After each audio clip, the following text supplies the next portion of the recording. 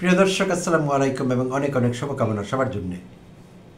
অধ্যাপক ইউনূসের এবারের জাতিসংঘ সদর দপ্তরে জাতিসংঘের সাধারণ পরিষদের যে অধিবেশনে তিনি যোগ দেবার জন্য যুক্তরাষ্ট্রে রয়েছেন, এই সফরটি শুরু থেকেই নানা কারণে ভালো যাচ্ছে না, আলোচনায় আছে বিভিন্ন কারণে।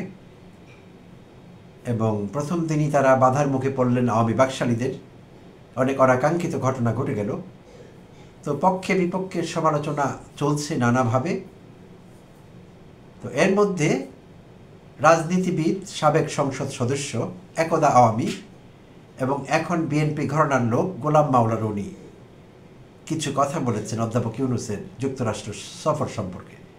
তো তার সেই কথাগুলো আমার কাছে খুব ইন্টারেস্টিং মনে হয়েছে। তো এই জন্য আমি ডিসাইড করেছি যে আমার প্রিয় দর্শকদের সঙ্গে একটু শেয়ার করব। আপনাদেরও মতামত জানতে চাইব আমি গোলাম মাওলা রনির এই জাতীয় বক্তব্য আপনি কিভাবে দেখছেন। তো রনি অনেকদিন থেকেই টক শোতে কথা বলেন, কলাম লিখেন এবং রাজনৈতিক বিষয়ে কথা বলার জন্য খুবই সোচ্চার। সবসময় কথা বলেন, একটু বেশি কথাই বলেন। অত কথা তার না বললেও চলে, বাট এমন কোনো ইস্যু নেই যে ইস্যুতে তাকে কথা বলতে হয় না। সেই ইস্যুটি তার আয়ত্তে থাকলেও সেটি নিয়ে তিনি কথা বলেন, আয়ত্তে না থাকলেও কথা বলেন। আর তিনি যেসব দায়িত্বপূর্ণ জায়গায় ছিলেন, যেটি বলছিলাম একজন সংসদ সদস্য, তিনি ব্যবসাও করছেন বহুদিন থেকে, তো তার কথাবার্তাগুলো সবসময় দায়িত্বশীল হয় না।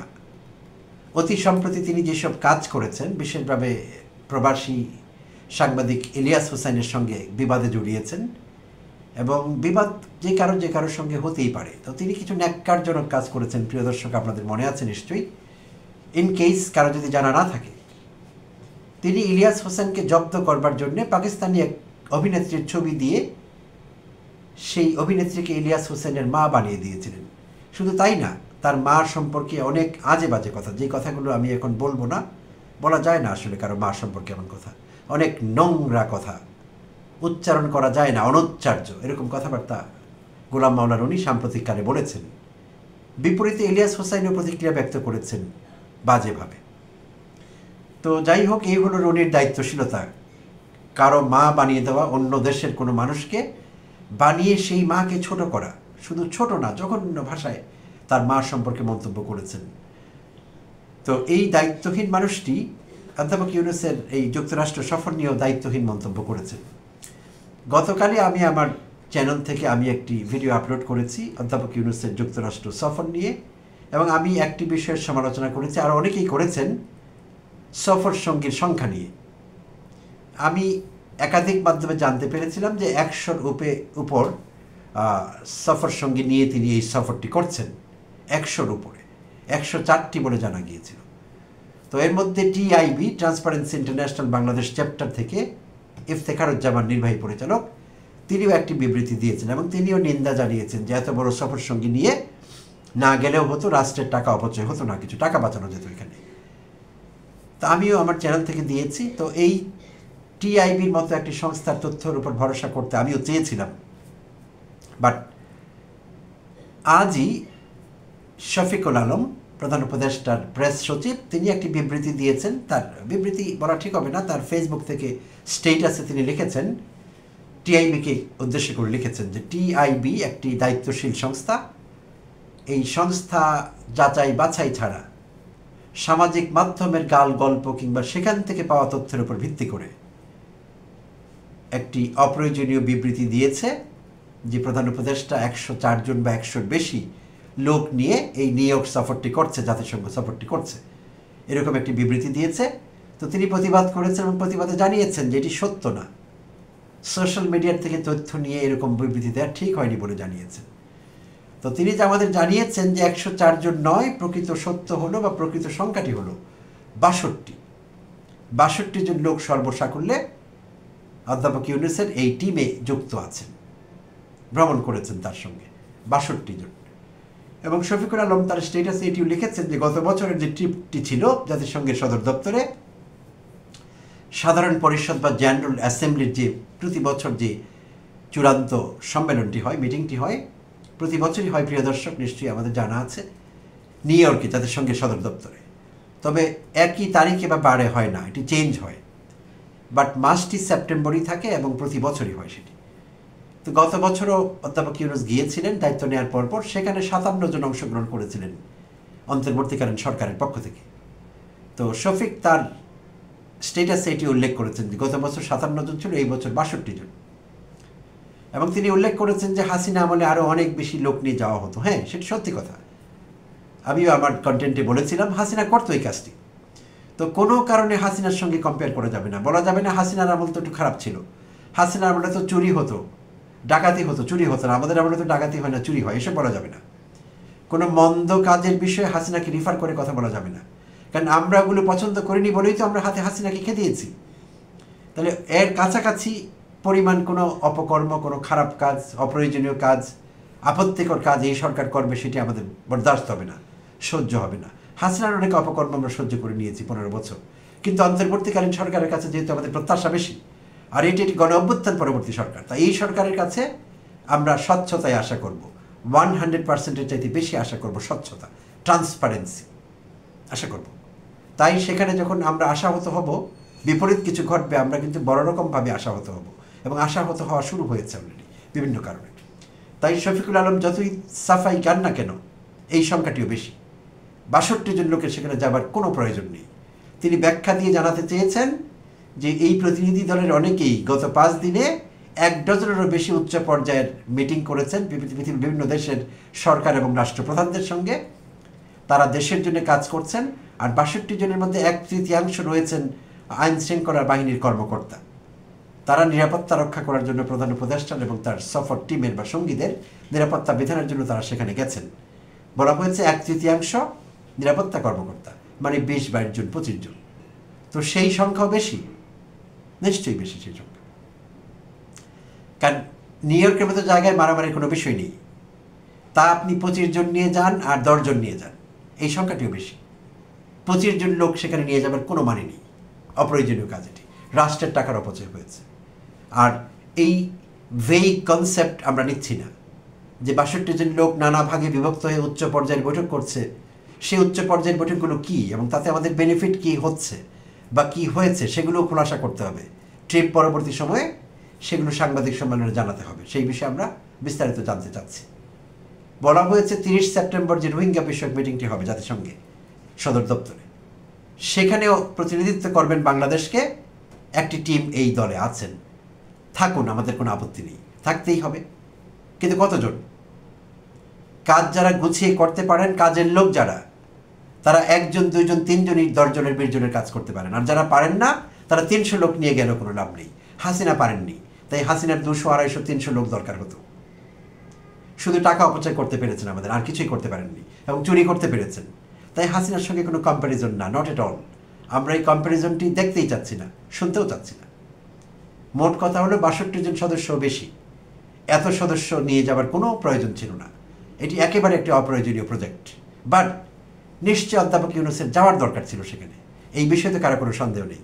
কারণ পৃথিবীর বিভিন্ন দেশের সরকার এবং রাষ্ট্রপ্রধানরা জাতিসংঘের এই সম্মেলনে, এই ইয়ারলি যে মিটিংটি হয় সেখানে অংশগ্রহণ করে থাকেন।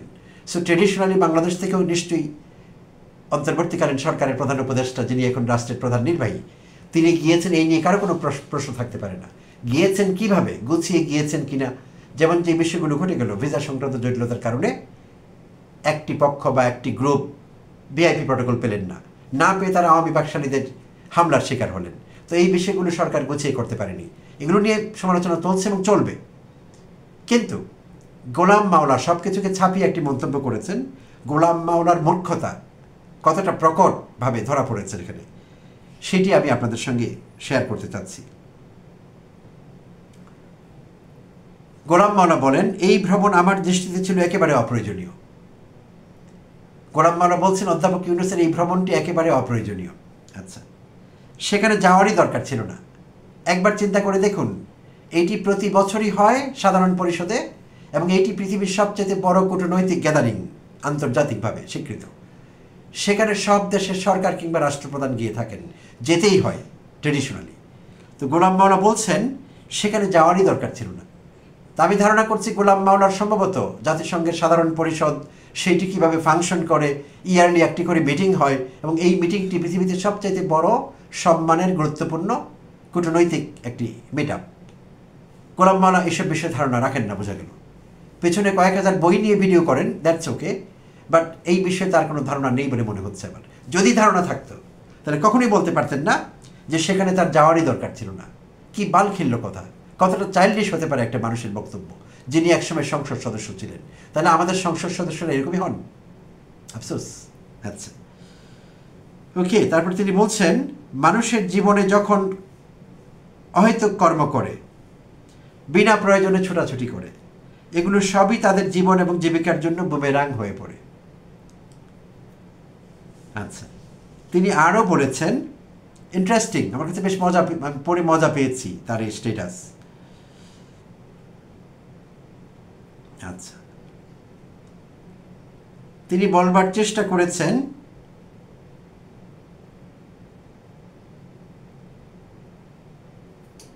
গত 12 মাসে 13 বার তিনি দেশের বাইরে গেলেন।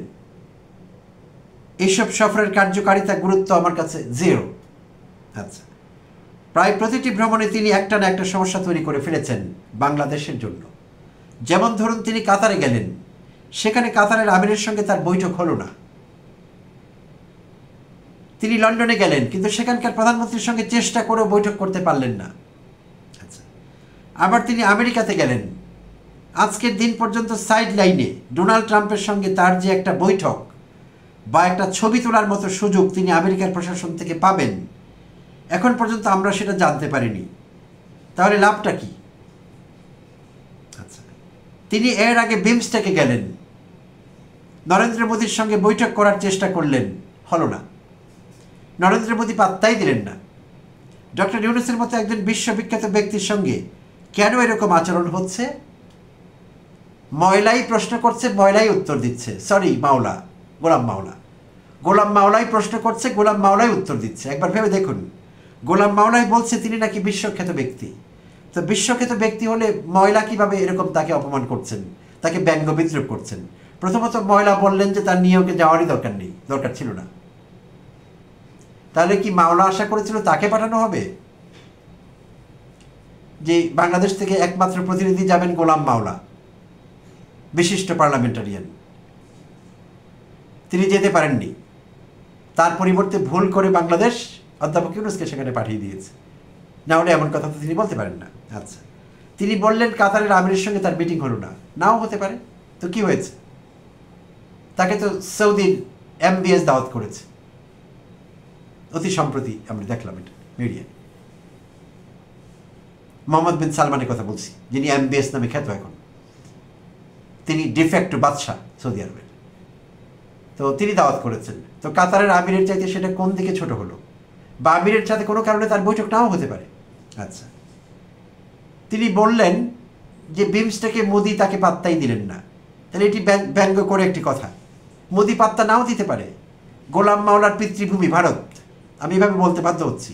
এখন ভারত আমাদের কোন চোখে দেখছে, আমাদের জুলাই অভ্যুত্থানকে কোন চোখে দেখেছে, বাংলাদেশের সঙ্গে এখন কি করছে, গোলাম মাওলাটা জানা থাকবার কথা। তাহলে যদি অপরাধ কিছু হয়ে থাকে সেখানে, সেটি করেছে মোদি। ইউনূস তো কোনো দোষ নেই, অধ্যাপক ইউনূসের তো কোনো দায় নেই সেখানে। মোদির মতো লোকের সঙ্গে অধ্যাপক ইউনূসের মিটিং না করলে কি হবে? সো তিনি বলছেন তাকে পাত্তাই দিল না। আবার বলছেন অধ্যাপক ইউনূস বিশ্ববরেণ্য ব্যক্তি। বিশ্ববরেণ্য ব্যক্তি সম্পর্কে এমন কথা বলা যায় যে তাকে মোদি পাত্তাই দিল না? মোদি কে? মোদি তো চা ব্যাপারী। এটা চা ব্যাপারী, একটা টি স্টলের লোক, সে পাত্তা দিল কি দিল না তাতে আমাদের কি আসে যায়? হ্যাঁ, কেউ হয়তো বলবেন মোদি তো ভারতের মতো রাষ্ট্রের প্রধানমন্ত্রী, হতে পারে, ইটস অ্যান অ্যাক্সিডেন্ট। অ্যাক্সিডেন্টলি পৃথিবীতে অনেক কিছু হয়। মোদির যে কর্মকাণ্ড ভারতের মতো একটি গণতান্ত্রিক দেশের, অ্যাটলিস্ট বাই ডেফিনিশন ভারত তো পৃথিবীর সবচেয়ে গণতান্ত্রিক দেশ। মোদি যা করছে 3য় টার্মে, এখন কোনো গণতান্ত্রিক দেশের সরকার প্রধান এইসব করতে পারে?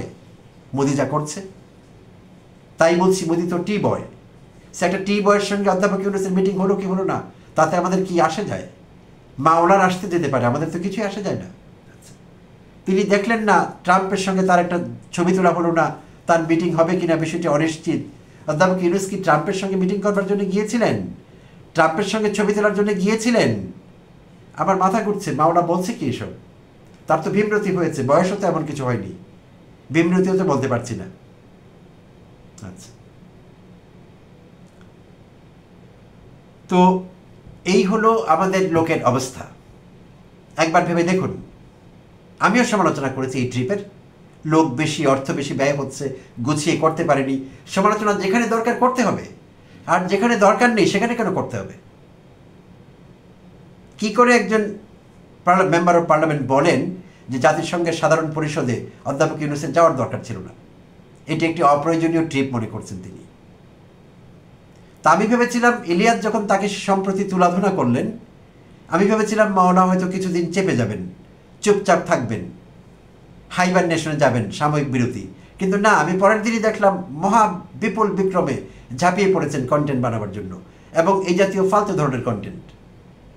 যা বলার দরকার নেই তাই বলছেন, যখন সমালোচনা দরকার নেই খুব তীব্রভাবে করছেন, যেই বিষয়ের সমালোচনা দরকার সেই বিষয়ে এড়িয়ে যাচ্ছেন। এই করছেন তিনি সম্প্রতিকালে। তো প্রিয় দর্শক, ভালো থাকবেন, কথা হবে আবার অন্য কোনো ভিডিওতে।